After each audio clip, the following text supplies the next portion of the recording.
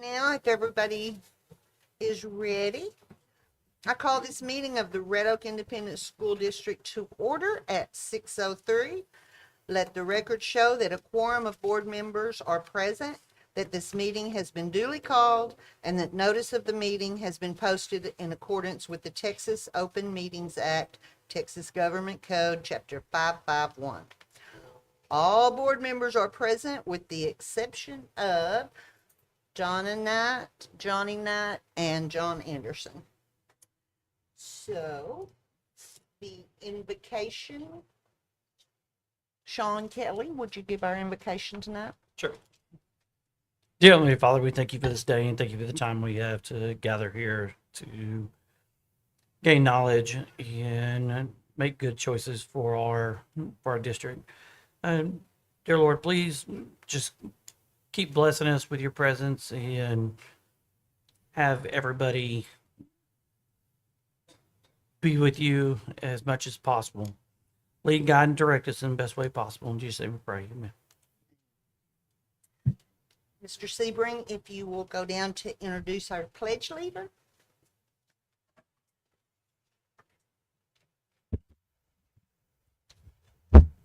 Good evening, y'all.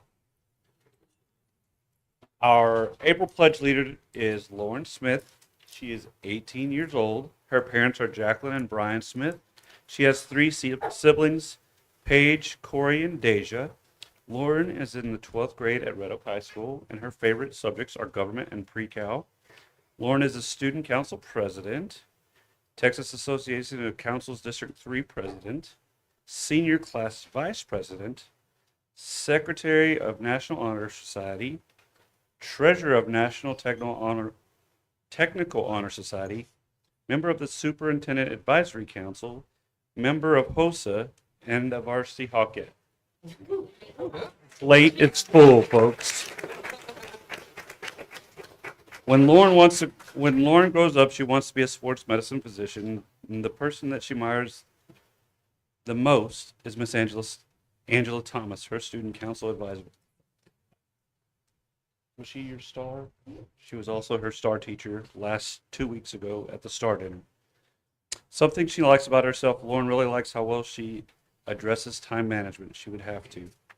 Lauren has consistently demonstrated outstanding determination, a strong work ethic throughout her academic career. Her commitment to her studies is evident in her impressive academic record, where she has excelled in a rigorous coursework while maintaining a balanced involvement in extracurricular activities. In addition to her academic activities, Lauren has been an active participant in various school initiatives. She has taken on leadership roles in clubs and organizations where she's not only contributed ideas and efforts, but also encourages her peers to reach their potential. Her ability to inspire others is a testament to her character and her desire to create positive change in the school culture. Ms. Smith. Right.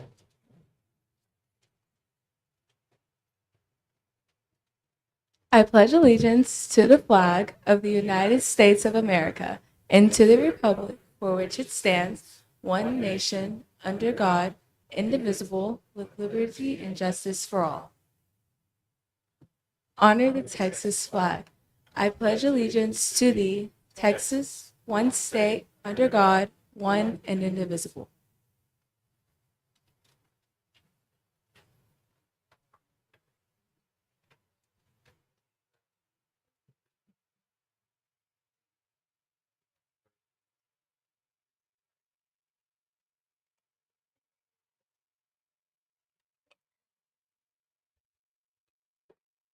Okay, we're going to move into the recognitions portion of the meeting. I know it's very crowded in here for you guys, but if you can stay for all of them, please do. If you have to go, please go quietly so that the next set of parents can hear their kids' names be called. Okay, so we're going to start with the Campus Teachers of the Year and the Child Care Teacher of the Year. Miss Alaria, if you will come up.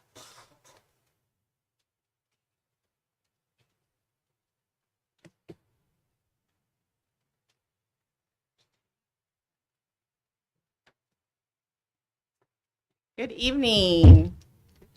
Every year, we have nominations for our Teacher of the Year at each campus and Little Hawks. These nominations reflect each of the teachers and how they exemplify the educator profile of the 4 talents of the Hawk: prepared, grit, character, and service. Once selected as the campus Teachers of the Year, they complete information about themselves, which is provided to a district committee. The district committee then selects our ROISD Elementary and Secondary Teacher of the Year, which will be announced during our celebration tour in May. These 2 teachers will go on to our Region Service Center. The Texas Teacher of the Year program has honored excellence in classroom education and showcases many outstanding educators whose efforts and examples have inspired students, colleagues, and communities that they serve. We are excited to be able to have our teachers here tonight to celebrate such an honor. As I call your name, please join us in the front and remain standing as I call everyone up for their award. Okay, our first 2 were unable to be here tonight, and so our Little Hawks Teacher of the Year was Christy Armstrong. And our Eastridge Teacher of the Year was Allison Douthit. Hey, we're going to start with Red Oak Elementary Teacher of the Year, Linnell Vaughn. She shared that the 4 talents cannot be taught without first being lived. When words don't match up with our actions, our students will follow our actions and not our words. Congratulations. Okay, Shutman Elementary Teacher of the Year, Seneca Fassaranti.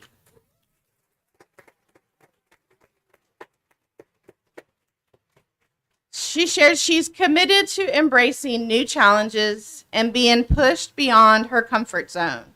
I try to ensure that learning remains relevant and impactful by integrating new instructional strategies and technology. Congratulations.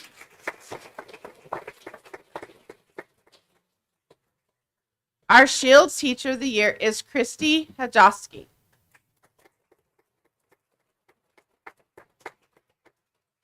She shared that students are excited to share what they know, and it is her job as an educator to provide the space for them to get excited about their education.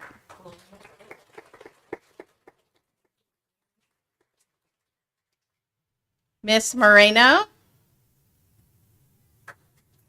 Wooden Elementary Teacher of the Year. I understand the profound impact of culturally and linguistically relevant instruction. She's driven to ensure that her students have access to the tools that they need. Congratulations.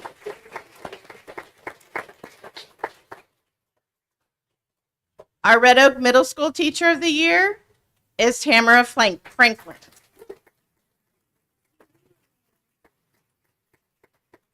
She shared, being able to give my students the best of her is important. The best way she knows how to accomplish this is by learning new and effective ways to engage and elevate them. Congratulations.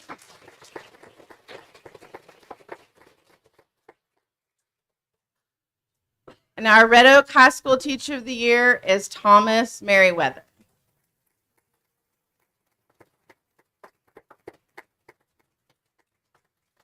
He shared he sets clear and achievable academic and behavioral goals for students and provides them with the tools and guidance needed to meet those goals.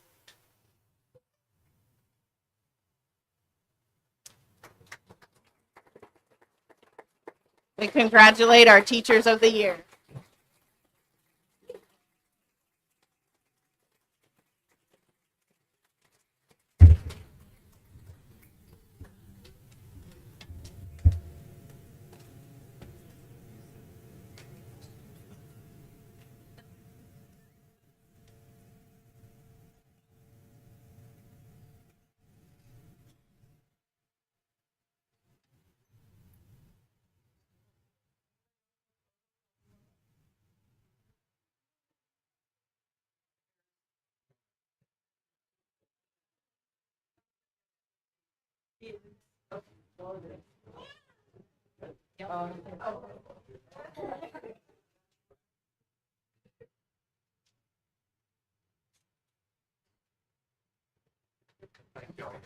Thank you.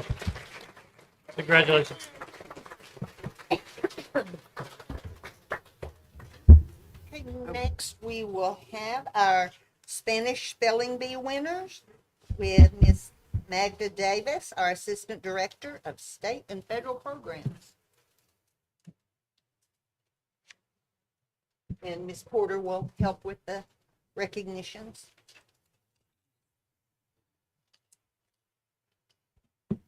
Good evening, everyone. We would like to recognize our Spanish Spelling Bee winners for the District B and Region 10 Spelling Bee participants. The District Spanish Spelling Bee was conducted January 28th at Wooden Elementary. And there is a third grade span and there's a fourth and fifth grade span. And so I would like to call the third grade Spanish Spelling Bee winner, Josiah Bruce. He is all the way from Shepman Elementary.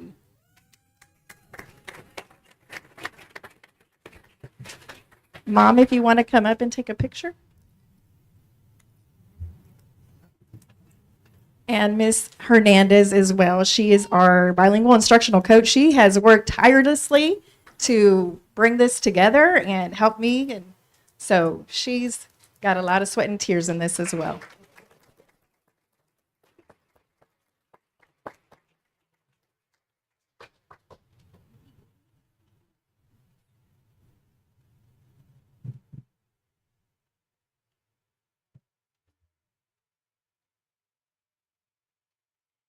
And for our fourth and fifth grade span, our district Spanish Spelling Bee winner is Haley Contreras from Shutman Elementary. Shutman took the cake on the Spanish Spelling Bee.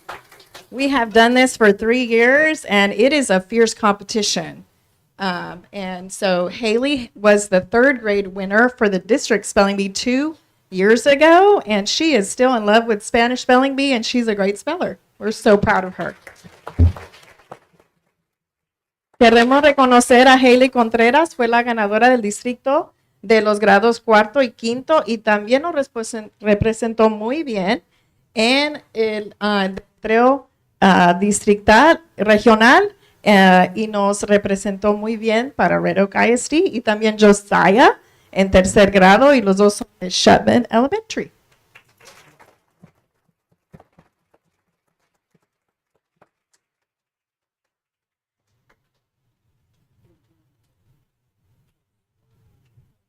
Up to the front, enfrente.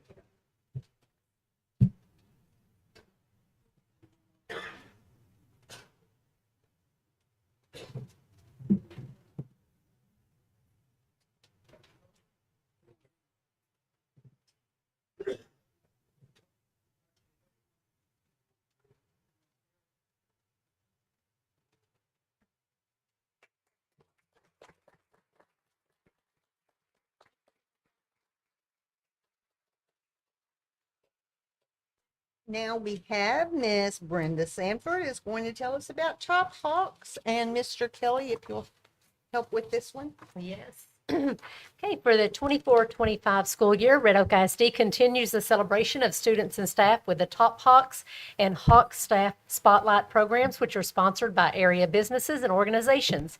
Each grading period, campuses will select the Top Hawks, one boy and one girl, from their entire school based on the 4 talents of the Hawks: academic readiness, prepared, grit, character, and service. Each elementary school winner will receive a $25 gift card, and each middle school and high school winner will receive a $50 gift card from our sponsor. Thanks to our sponsor for this grading period, which is Chick-fil-A. So if you will come on up, who do we have here with Chick-fil-A? Nakia Lovelace. Here she comes. Come on up. Okay, and elementary students, as I call your name, if you will come on up and you will stay here until all elementary students are recognized, and then parents will allow you to take pictures after we get all of these students up here. So from Eastridge Elementary, that's where we'll start. We have fifth grader Khaleesi Torres.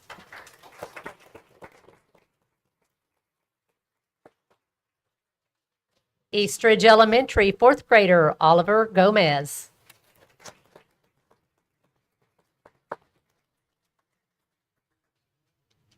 Red Oak Elementary, second grader Abigail Cortez.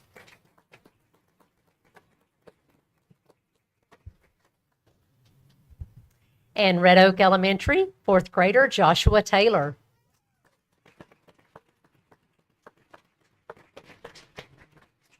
Shields Elementary, third grader Sean Gasolin.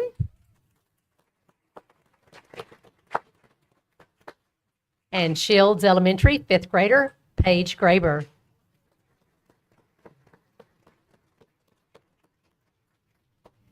Shupman Elementary, first grader Coleman Barnett.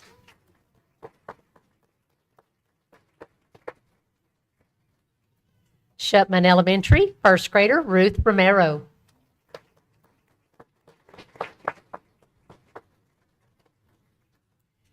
Wooden Elementary, first grader Miguel Perez.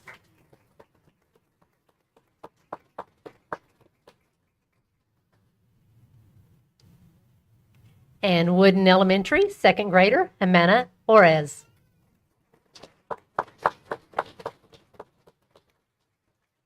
Congratulations to our elementary top Hawks.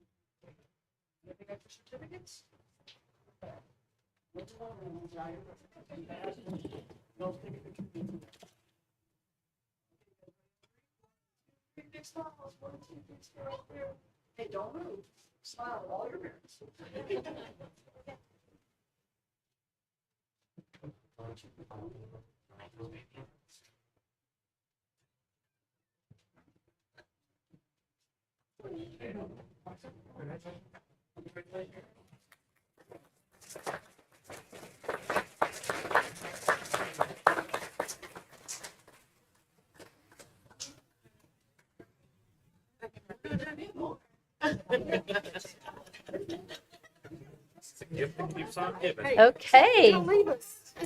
Moving into the secondary, we have Red Oak Middle School, eighth grader Ayla Smith.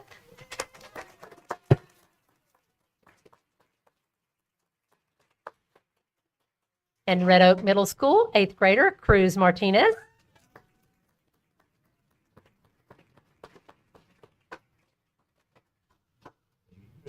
Red Oak High School, junior Gabriela Segura.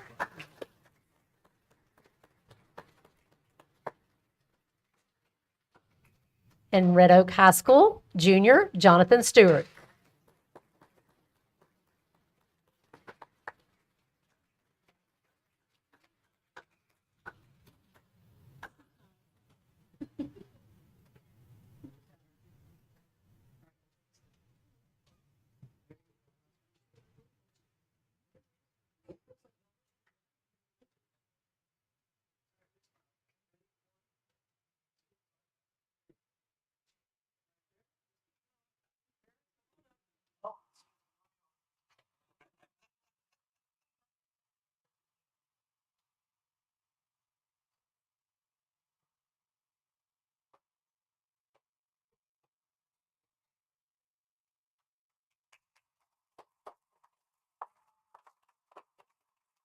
Congratulations to our secondary top Hawk.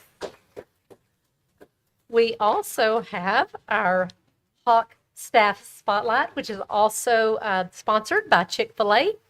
And these are from our bus drivers and office staff to principals, custodians, teachers, and more. Our Hawk Nation consists of the best of the best. Every day, Hawk staff go above and beyond in a variety of ways.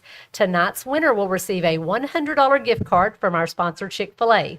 Congratulations to our Hawk Staff Spotlight for the 5th grading period, Natalie Childs from Shetman Elementary, 4th grade teacher. And on her nomination, they shared that Miss Childs is a beautiful angel in disguise. She's patient, loving, and kind, and truly understands my son and his learning needs.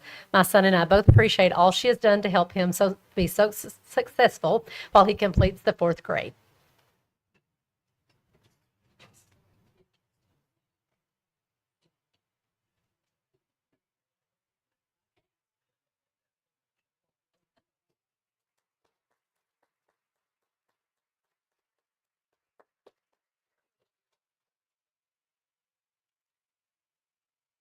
Okay, and Nakia Lovelace, if you would stay here for just a moment. Mr. Trozasek was unable to attend the Red Oak ISD Parent Volunteer Appreciation Program, and at this time, we would like to present you with a Chick-fil-A Award as the 24-25 Partner of the Year. Chick-fil-A contributes not only as a top Hawk Staff Spotlight sponsor, but they also provide incentives for students, appreciation items for staff, and other district initiatives. We appreciate Mr. Trojasek and his team for their support of Red Oak ISD and the community.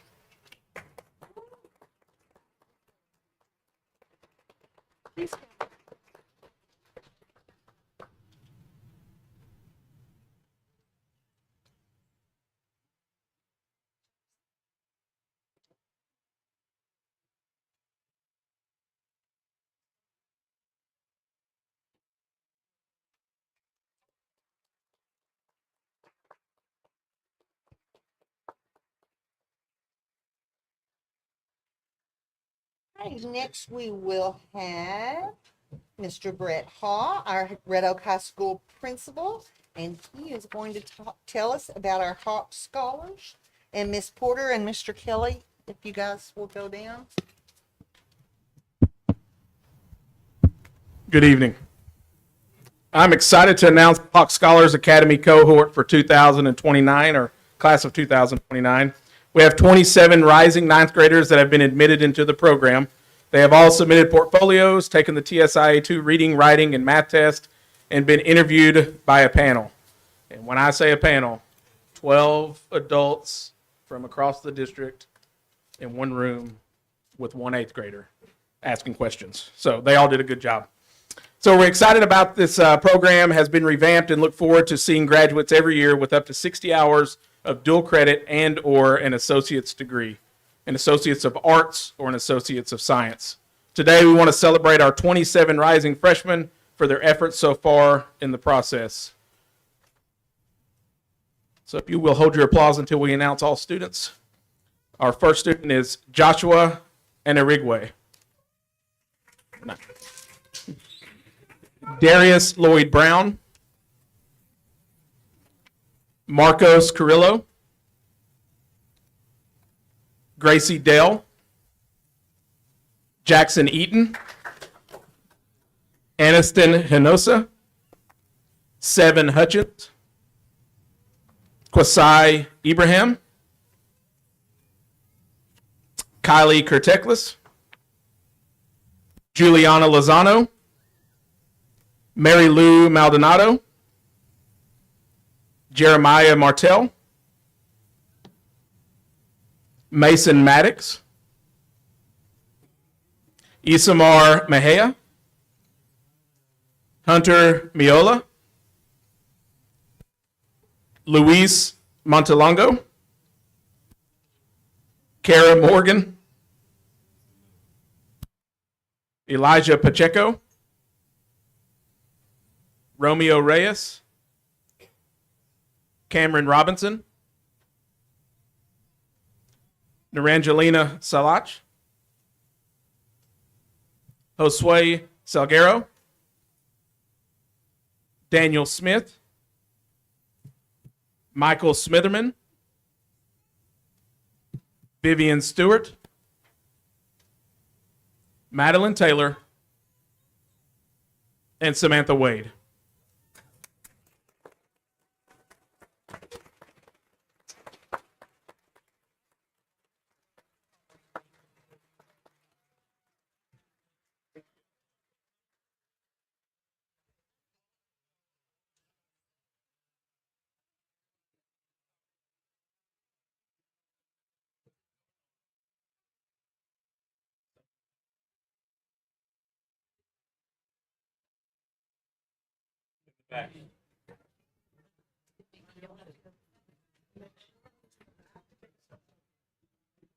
Vicky Sue, go to the front. Go to the front. It's forward. Take 2 steps forward.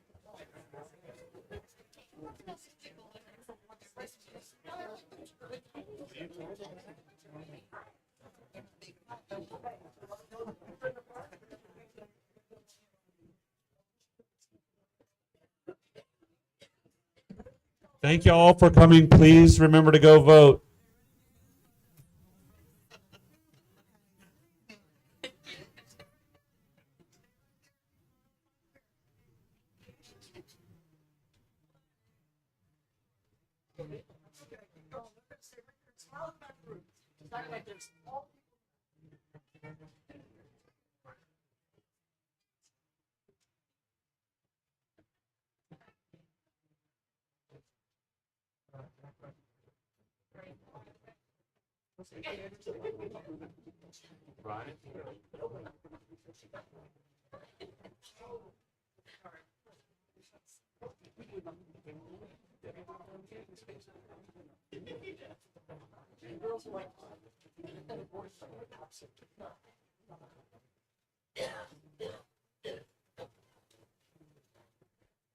So while we're finishing up pictures, these 27 students will be participating in a summer boot camp that will include a field trip to Navarro College in Corsicana and also a visit to East Texas A&M in Commerce.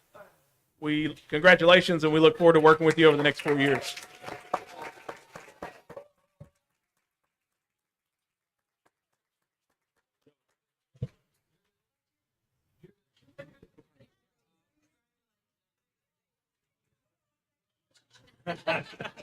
Thank you to everyone who hung in here with us. And we'll take like a I got 2 more. two-minute break. I got 2 more. I 2 more. thought you were through. Sorry.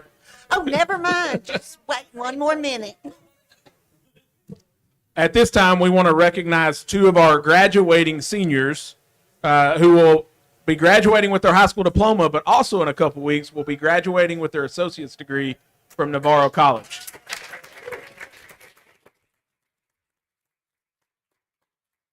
First up, we have Keaton Blanche.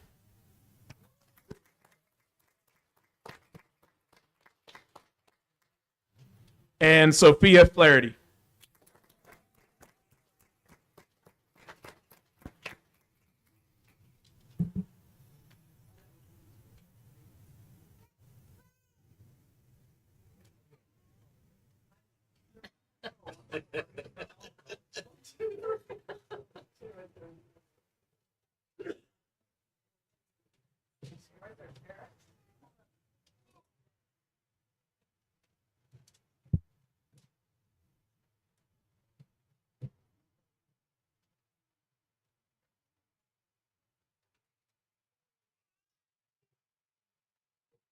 Congratulations, both of you. A lot of long hours, hard work.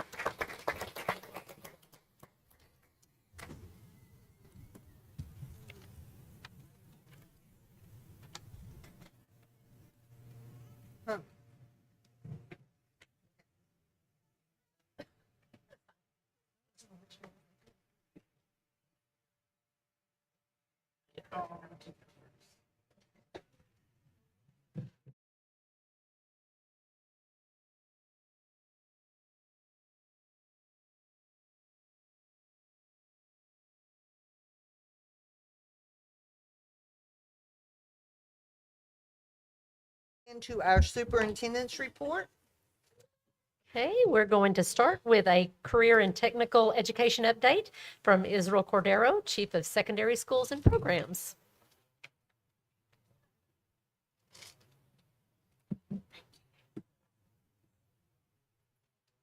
Good evening, Superintendent, Board of Trustees, and Board President. I'll be very brief. Dr. Jeter will be a little longer. I just want to tee it up for her. There's a lot of things happening secondary, as you all know, secondary schools and secondary programs. And we would be remiss if we didn't think about sharing a PowerPoint presentation about a lot of those items that are taking place on an ongoing basis. So over the next couple of months at the board meetings, we want to enlighten you with some things taking place at the secondary level. The topic tonight specifically is CCMR, College Career and Military Readiness.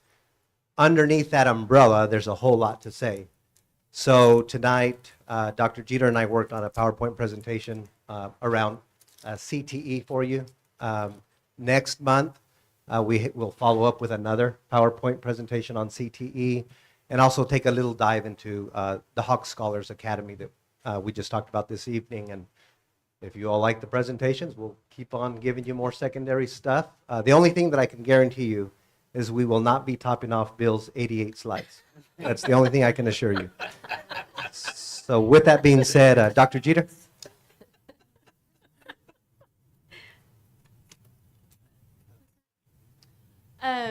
Okay.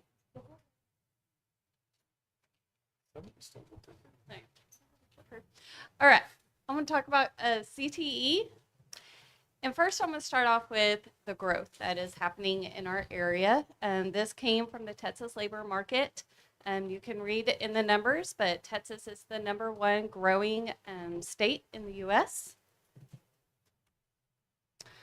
In that is the Texas Triangle. If you have been on social media, you have probably seen this circulating around from the Dallas-Fort Worth down to Austin, Houston, San Antonio area is the main growth area that's happening in Texas. As you can see in the counties, Ellis County, we are up there. We have a percent change of 20%. And so when we are asking like, hey, we need room for growth, this is the numbers that is driving that.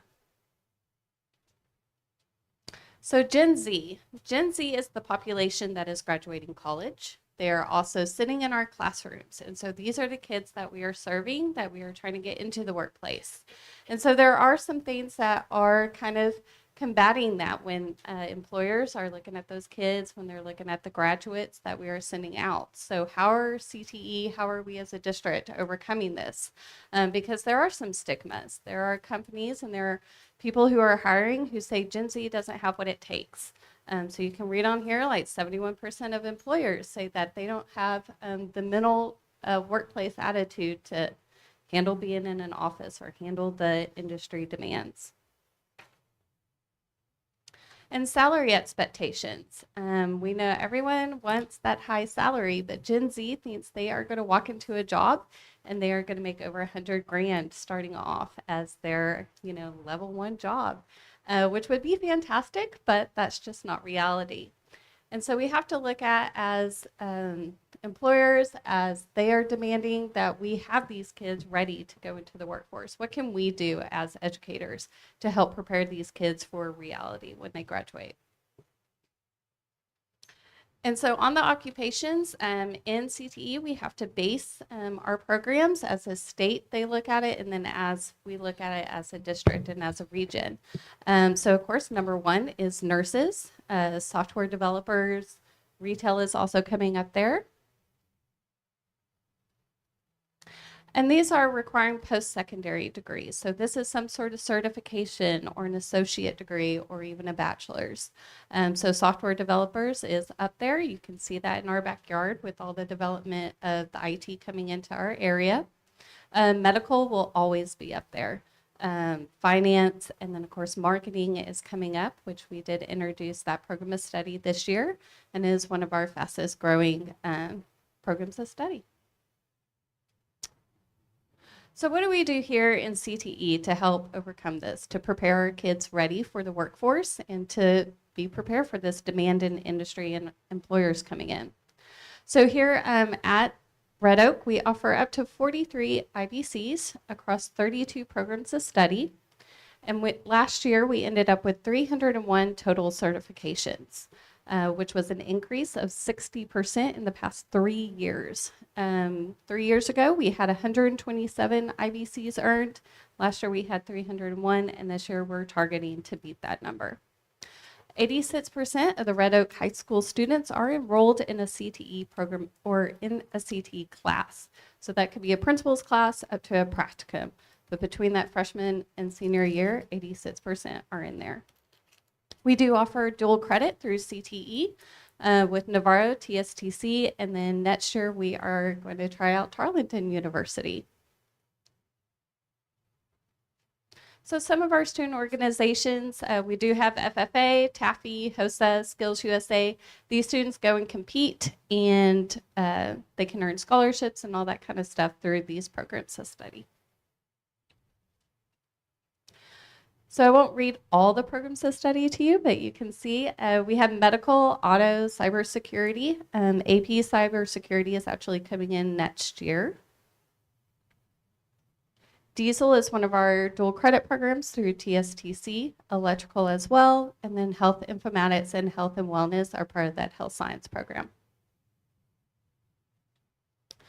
We have HVAC as another TSTC program. We have one of our students should be graduating with their cert in the summer or fall semester, depending how fast he finishes.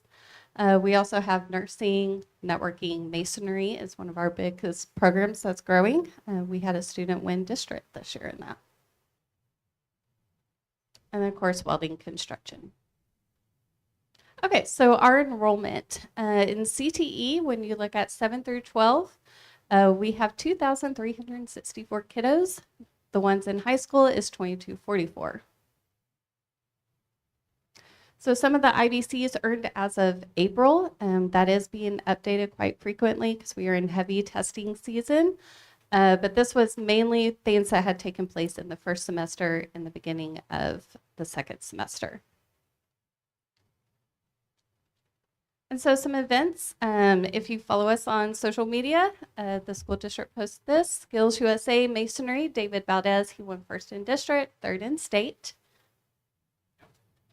Our Talent Inc., our robotics team, they did great this year. They competed in the STEAM competition. They won first in the robotics, first in team spirit, and third overall. And then they went to the UIL robotics competition first down in Houston, and they finished out 39th out of 188 teams. This is our National Technical Honor Society. Students from any sort of CTE program are invited to join this. It is the technical part of the Honor Society. Our HOSA members, they are a practicum of health science. They go do observation rotations at Baylor Scott and White. And of course, our FFA. On the right is our students that earned a level 1 cert earlier this year from TSTC. And then on the left is our animal science program. Okay, so I won't read everything to you, I'll just kind of go through this, but animal science, they get to work with animals. They can go out to the barn if they want to and show goats, pigs, bunnies, rabbits, all sorts of things. But they are targeted more towards the veterinary science. Welding, we do offer welding. They can compete in FFA as well. They build trailers, grills, barbecue, all that good stuff. Architecture design, again, a TSTC program. Automotive technology is also a dual credit program. It is taught by one of our teachers on campus. They do earn their level 1 cert by the end of their senior year, as well as up to 9 IBCs in the ASC program. Accounting, business, and marketing, those are all kind of under your one umbrella. It is a big growing program of study. Entrepreneurship has tripled in the past 3 years, which is pretty incredible. We already have 50 of those kids certified in the entrepreneurship IBC. Construction has grown quite significantly. We added in the masonry program, and carpentry is also competing actually next week in Fort Worth. We have introduced a new IBC, the NCCER Core. It industry demanded it, so we are giving that a try. We're looking at about almost 100% getting that completed. Cosmetology and family consumer services. Cosmetology, we did a revamp in this program of study. We made it dual credit with our juniors through Navarro. We, at the end of this year, will have 62 juniors who will be CCMR complete already with 12 hours of college credit. And we also, our seniors, right now we have 16 that are fully licensed. That is the most we've ever had in Red Oak. So we have done a lot of work there. So proud of that. Digital media, this is your Photoshop, graphic design, Illustrator. And so they're in there making all that fun graphic stuff. Engineering is part of robotics. They kind of feed off of each other. PLTW program, we have increased that to include aerospace. Health science, again, one of our bigger programs. You saw them earlier. They go out and do observations at Baylor Scott and White. They also went over to Methodist Hospital as well. They earned 3 certs through EKG, phlebotomy, which we just tested last week and had 80% of those kiddos pass. 24 of those students are now phlebotomists. PCT is coming up in May, and then we have a retest in May as well. IT, these are certified Python programmers. They can learn anything from coding to computer maintenance, anything computer techie. Law enforcement is, again, another dual credit program. We have 7 students graduating from Navarro this year with their level 1 certification. Manufacturing, it feeds off of robotics, and this is the part where they go off and they will go to TSTC to finish up their level 1 cert. Teaching and training, this is educational aid, and they can earn that after they graduate. Next year, this is a program that's going through Tarleton. It'll be dual credit taught by our teacher, Dr. McDonald. So they will still be on campus, not going anywhere, but getting that CCMR credit as well. Questions?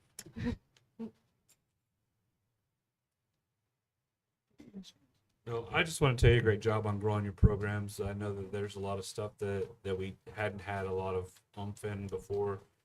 Kudos to those kids in masonry are really working hard. The cosmetology program is really stood up and grown a lot and had a lot of success with getting them across the finish line.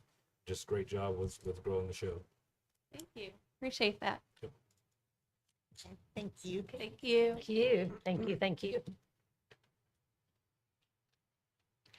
Okay, we have Dr. Lamb with our construction update.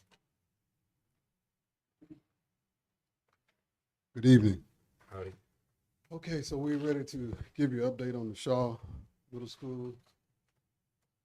Since the last update, which would have been February, we've had several things that have happened. I'm not going to read them all, but some of the things that we're working towards now, the project is about 67% complete.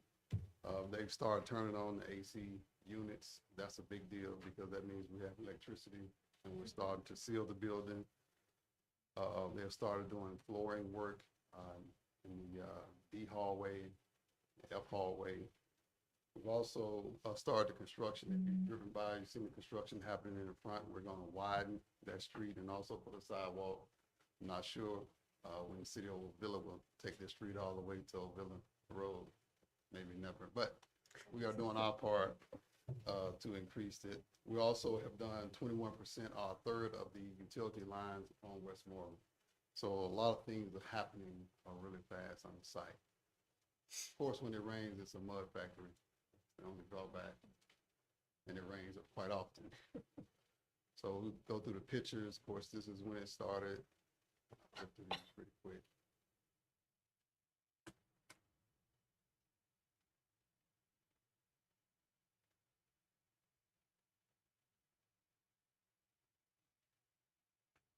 And so you can see the tennis courts, a lot of the tennis courts is done, the fence is up, the lights are up, they put up the nets, they put the ground down. They're working on the football field. They thought they were going to be further along by now. A lot of the concrete work is starting to be done and completed as far as sidewalk around the exterior of the building. That's the back of the building. That's a be bus pickup and drop off. That'll be the back door, the very end of the picture. This is a classroom in the hallway in February. This is that same classroom now. Of course, the lighting is bad. You know, I'm not a camera person, so I tried to adjust that. That was an epic fail. But if you notice, the dry erase board is there. They put the floor down. Floor looks really good. The ceiling tiles are in. Most of the network cables have been run. Electrical outlets have been in. What happened to this picture, but it's a restroom. They were installing partitions. I don't know if you saw the pictures from my last update. I just had toilets, so I wanted to come back and show you what it looks like with the partitions. That's one of the collaborative spaces. That's the ceiling. I watched them put some of the ceiling up. It's really nice. When they're finished with that collaborative space, it'll be really nice. And of course, there'll be 6 collaborative spaces in the building, 3 big ones and then 3 small ones. And this is a science lab classroom. 2 shots. This is our art classroom. And all of the things for the art classroom are on site. They just hadn't been put in the classroom yet. This is the library. And that's the door that will be facing south. This is the weight room.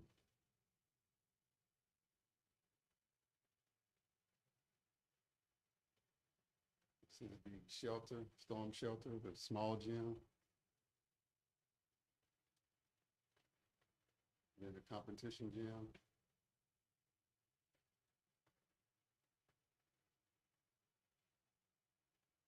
Of course, I took a picture of the tennis courts. I couldn't get close because it was too muddy. And believe it or not, I had some good shoes on, so I didn't really see much. This is the cafeteria, stage at the back. One of the courtyards in February. And it's the courtyard now.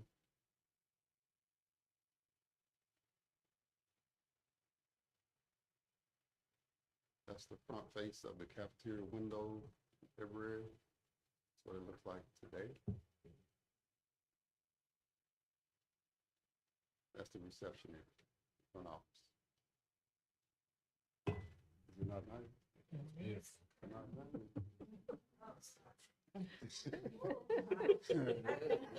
It's gonna be a nice campus when we're done. And that's the front door.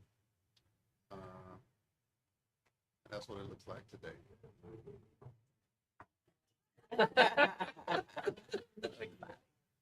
Are there any questions I can answer for you? Good, thank you. It's exciting. And I just had a couple of more things. Just to remind everyone that the last day of early voting will be tomorrow. It's open until 7 p.m., 9 more minutes today. And it's open tomorrow from 7 a.m. to 7 p.m. And then Election Day, Saturday, May the 3rd, from 7 a.m. to 7 p.m. And you can vote at the Red Oak Municipal Center at 200 Lakeview Parkway. Just to hit on a few things that are going on, we always try to reiterate that even though there's a lot of emphasis on the STAR test, we know our students are more than a test, and we know our teachers are more than a test. So I want to talk about a few things just to highlight things that are going on in Red Oak ISD. The varsity Hawks baseball team 5A UIL by district playoff game will be taking place this Thursday, May 1st at 7 p.m. here at the Red Oak High School. The Red Oak High School musical Xanadu will be performed on Thursday, May the 1st and Friday, May the 2nd, both performances at 7 p.m. And again on Sunday, May the 4th at 3 p.m. Teacher Appreciation Week, and my goodness, do we appreciate our teachers, is going to be the week of May 5th through May the 9th. Coffee Talk, please take the opportunity to jump on Coffee Talk with me on Wednesday, May 7th at 7:45 a.m. We always push that out on social media. It's on our website. So make sure that you're jumping on that to be able to talk about things going on in the district. The next regular school board meeting is scheduled for Monday, May the 12th at 6 p.m. The next mobile food pantry is Thursday, May 15th at 4 p.m. here at the ESC. Red Oak High School graduations around the corner is going to be Thursday, May 29th at 4 p.m. at Mansfield ISD Performing Arts Center. Our varsity track team is headed to state in Austin this Friday on May the 2nd. And if you didn't have the opportunity, you missed out on an amazing Hawkette Spring Show. It was absolutely amazing that they performed. It just showed what our students and our coaches and our staff are doing. So I think it's just important to highlight and talking about CTE, all the many different things that are going on with our students in CTE. There's a lot of things great that are going on at Red Oak ISD. So take the opportunity to jump on our social media and our website and become involved. We're always looking for volunteers as well, and just become involved with Red Oak ISD as we promote our students in every way possible. That's all I have. Thank you. Okay, next we are on our school continuing education record. And per State Board of Education, Texas Education Code 11.159, 19 Texas Administrative Code 61.1 and 61.3, completing required continuing education for each year of service is a basic obligation and expectation of any sitting board member. Per policy BBD legal, as board president, I am required to announce the name of each member who has completed the required continuing education, has exceeded the required continuing education, and is deficient in meeting the required continuing education. So the following board members have completed the required board training: John Anderson, Sean Kelly, Donna Knight, Johnny Knight, Melanie Peterson, Michelle Porter, and Brian Sebring. The following board members have exceeded the required continuing education hours: John Anderson exceeded the required amount of continuing education training by 8 additional hours. Sean Kelly exceeded the required amount by 7 additional hours. Donna Knight exceeded the required amount by 7 additional hours. Johnny Knight exceeded the required amount of continuing education training by 20 additional hours. Melanie Peterson exceeded the required amount of continuing education by 8 additional hours. And Michelle Porter exceeded the required amount by 7 additional hours. And next we will move into our consent agenda. Does any members have anything you want pulled to discuss separately? If not, do I hear a motion?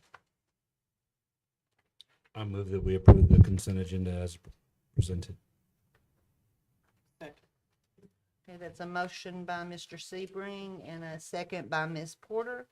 All those in favor say aye. Aye. Pose same sign. It passes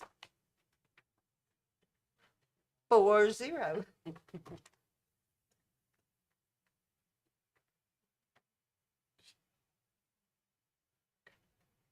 Well, it seems that I skipped open forum. Debbie, do we have anybody? Okay. Then we will move right along. Thank you, Ms. Sanford. Okay, consent agenda. Ready for me? I am. Okay. The next thing that we have is the consideration of the approval of a board nomination of a TASB director candidate. Districts have the opportunity to nominate candidates from their own school board for the TASB Board of Directors. This year, those individuals to be nominated are for Region 10, Position A, or Region 10, Position B. Any candidate in a contested race who receives endorsement from the majority of the districts will be automatically elected to the position. Position A is currently vacant. It's a 2-year position beginning at the close of 2025 and expiring after the convention in 2027. Position B is currently held by Linda Gooch of Sunnyvale ISD. She's reached her term limit and will be vacating that position at the end of the convention 2025. So her term is for 3 years, beginning at the close of 2025, TASA TASB convention and expiring in the convention of 2028. So if the board wishes to recommend, then they may do so. Do we have any volunteers that would like to be on that TASB board? No, ma'am. Okay. Well, if we have no volunteers or no nominations, then we will take no action on that item, and we will move along to our next item, which is consideration of purchase of textbook resources for instructional materials adoption. And we will hear from Miss Lynn Dockery. Miss Becky Waller. Surprise. I'm sorry. No, we had, I'm sorry, I'm just reading away up here. I'm not even looking up. We had a change. So we're here to speak to you about the textbook adoptions. And so every year we look at what materials our teachers are using. And so this year we have several adoptions to bring to you for your consideration.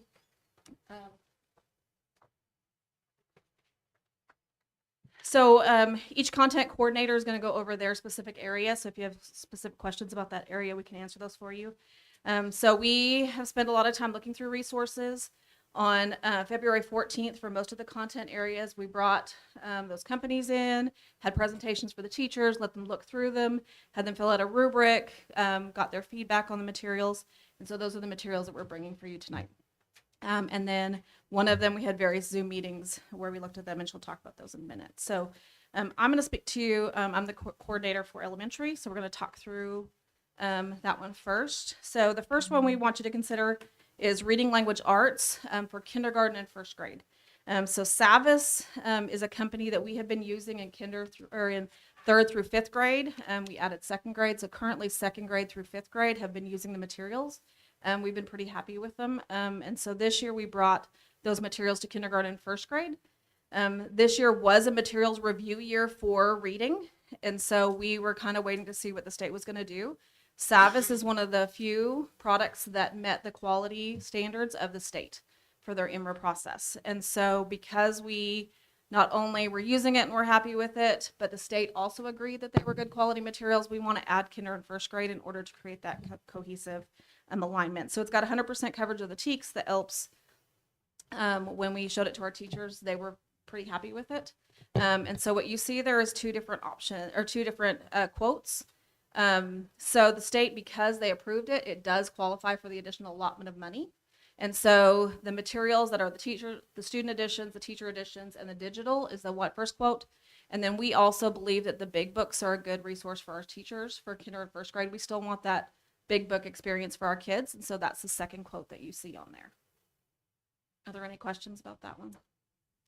So I did have a question. Yes. What is the time frame that the teachers who are reviewing the material have an opportunity to look over that before they give you feedback on how they would like to proceed? Sure. So what we had them do is for kinder and first grade, we gave them on the 14th, we brought the company in. They did the presentation of the materials. Then we picked out a unit and we wrote it into their lesson plans. So they also taught from them. And then we gave them a few weeks to kind of think through it, look through the materials. They had the digital access so they could see everything that was in the program. And then a few weeks later, then they gave us feedback. So they had several weeks to look through the materials. Okay, so that would be my next question is that did they thoroughly look through? My question is, are they looking thoroughly through it? Do they have time to thoroughly look through it? And are they allocating their own time to be able, not to say that they should be doing it on their own time, but I hear oftentimes that they get little small amounts of times to be able to review the material, and then they complain about the material not being something that they wanted to approve. So I want to make sure that they're given ample time to review the material before it gets brought to us to approve for purchase. Sure. So we did do that. And I think giving them, with the online access, teachers have access to more than they used to in the past. Before we had just the whatever samplers the company brought us. With the digital age, they have access to go in and look at everything that's in there. The other bonus that we do have is that second through fifth grade in the building have been using the same materials. They're very similar in format. And so they were able to talk to other teachers about it.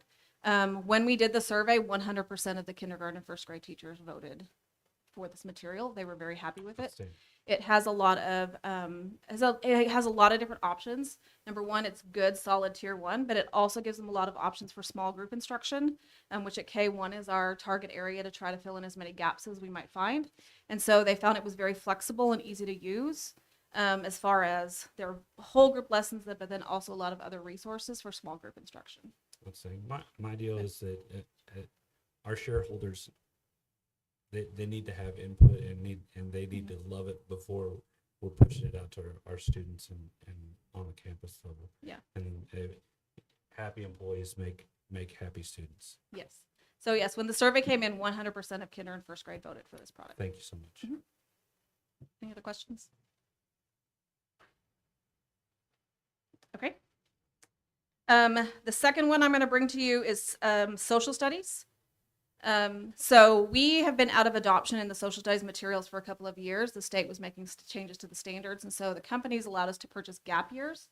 So we've been continuing to purchase those so that we had materials to use. We've been using those materials for about 10 years now. And so the teachers were ready for a change. And so we brought Studies Weekly to them, which is also, or we brought social studies from Savas to them, which is on the same platform as their reading.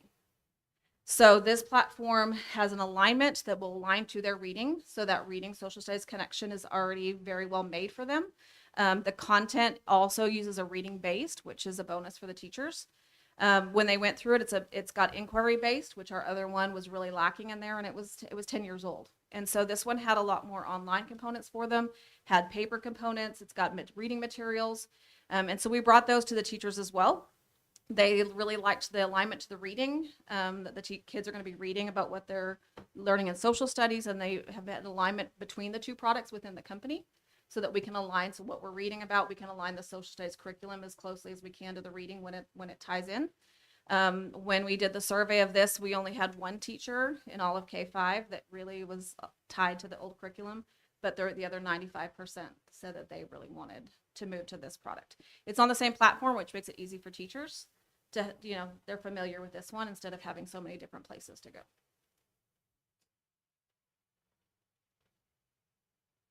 Any questions about that one? So if you have somebody who is adamant about the previous, how are you going to get that person on board with this? We're going to ask her to give us a chance, and look at it. It's hard when you find something that you just really, really like. Right. I think when she gets into it, when she sees the connection between the reading and the social studies, the other one didn't align very well. And so when you find that you can really align the social studies to the reading, that's one of the things the teachers really were in love with. And so I think once she gets into them, and the students do have materials in their hands, I think the kids are going to like the activities and the things better in here because we have a lot of kids that aren't really in love with it either. And so I think the excitement from the kids is going to really help with that. Okay. Any other questions? Okay.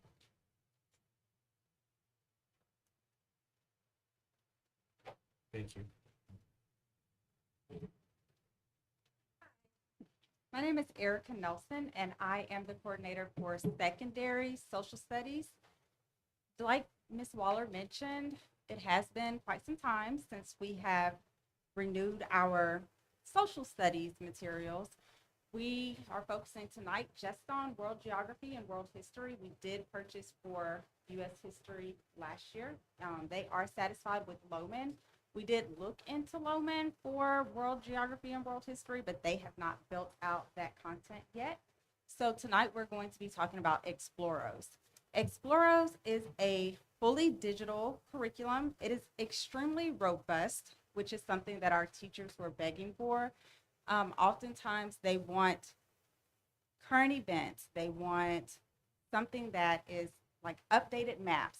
The current textbook, unfortunately, just does not have that. With this digital platform, everything is they're constantly adding more and more to it so that they really never run out of new engaging material. It does follow the 5E learning model. That makes it to where each student in a single lesson, they on average will have what we call interactions, about 17 interactions in a lesson. That means that the teachers and the students are constantly engaged. there's a constant feedback loop. That's the one thing that we wanted. We wanted something that would ensure that our students are engaged and teachers are getting the immediate feedback so that they could right there in the moment go ahead and clarify any misconceptions.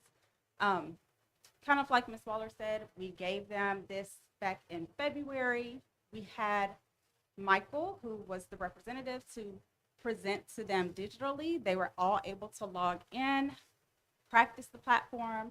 They were able to go back to their classrooms, and because we were able to get demo accounts so that they could practice some of the lessons with their students. And the teachers seemed to be very pleased with it. It was unlike traditional textbook. I think they were really just happy to have something that was going to be engaging for their students. That's really, I mean, are there any questions about Exploros? The Exploros, is that just for, we're only doing that for the world geography and world history?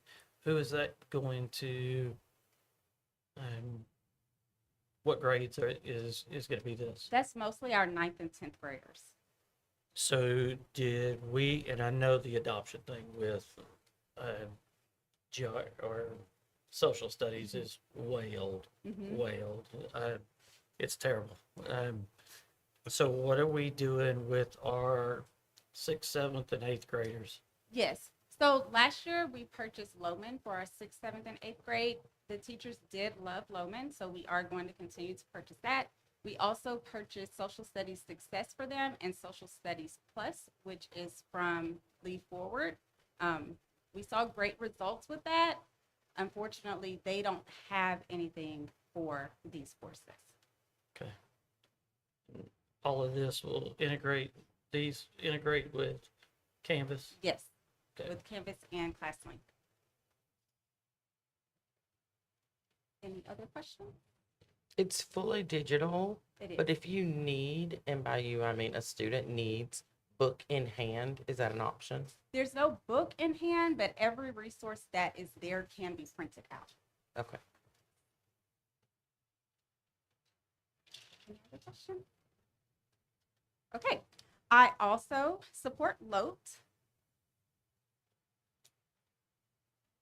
So this year for next year, we're looking at This is School.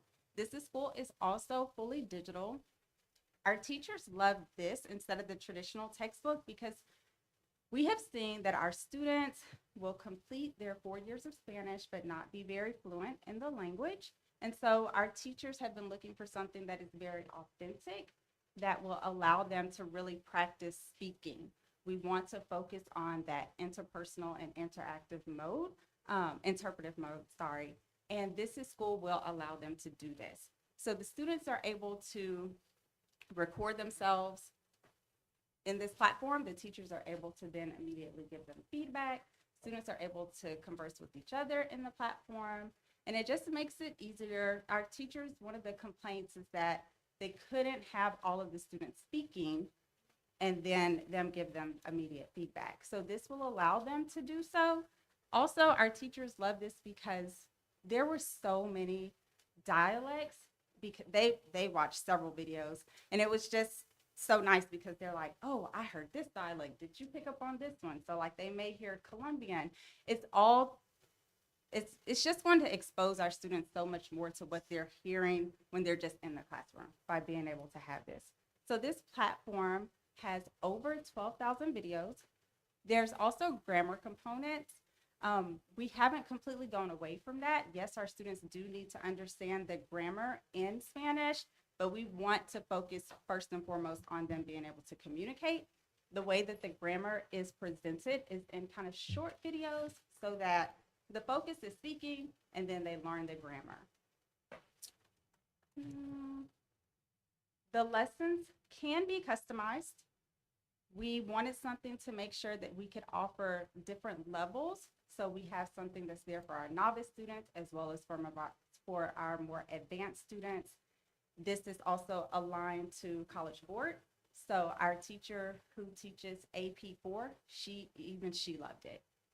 So it's very diverse. and it will allow our students multiple opportunities to be successful in acquiring this language. Any questions about this at school?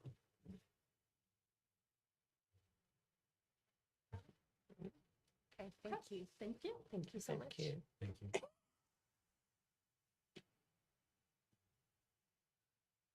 Hello, good evening.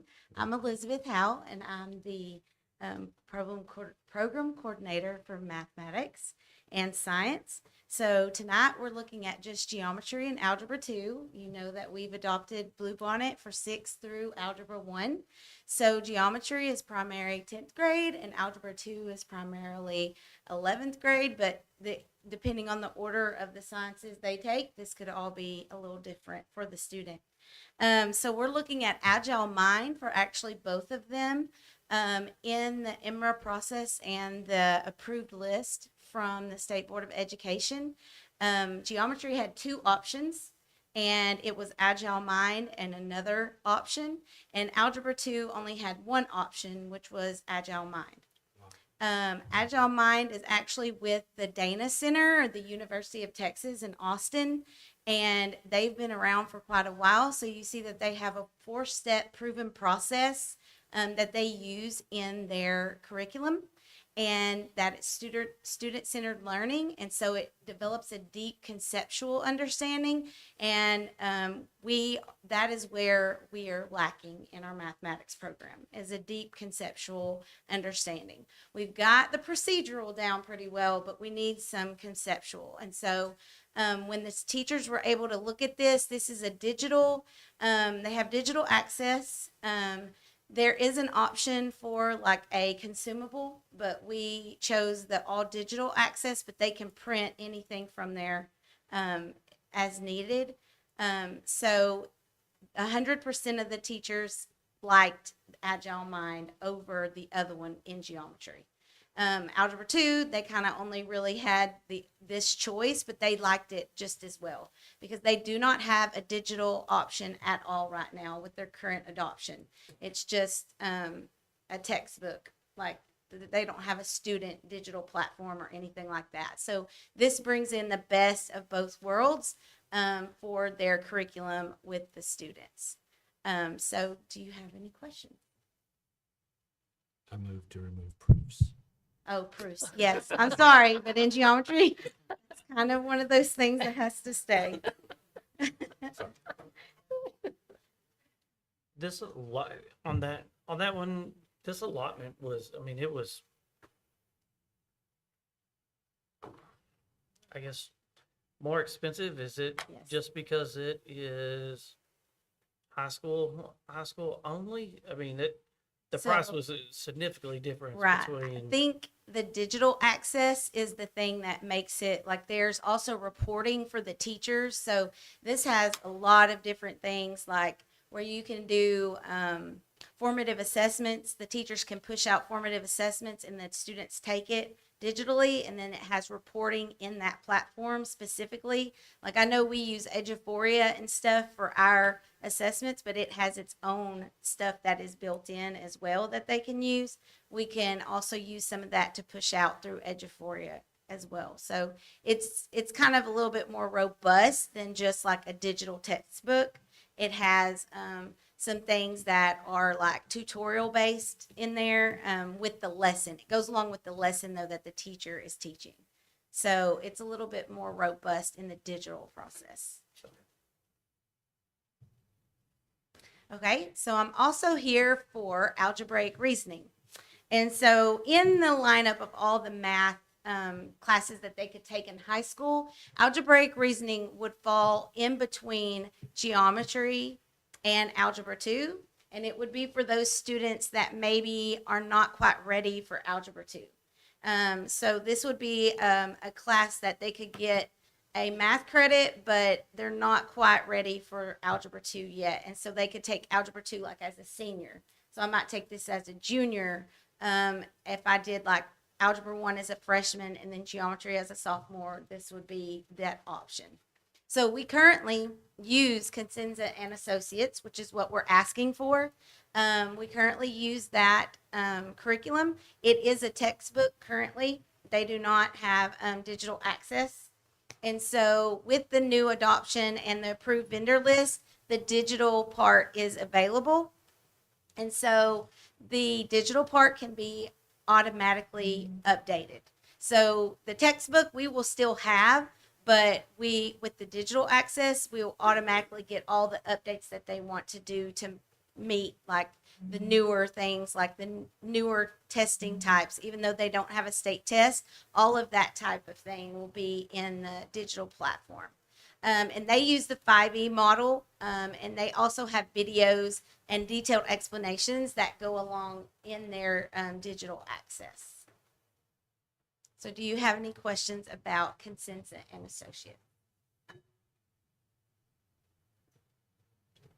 Okay, thank you. And that concludes our presentation. Thank you. Thank you.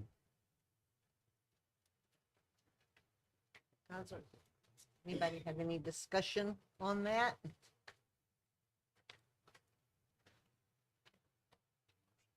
If not, do we hear a motion?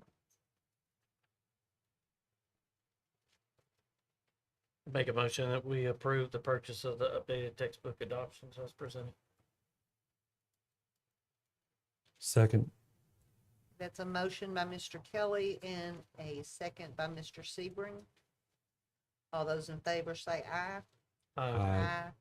Pose same sign, and passes 4-0. Next, you have information items in your packets. Was there anything you needed to discuss or ask Ms. Sanford about? Okay, if not, the time is 7:19 and we will go into closed session. Thank y'all. Thank y'all.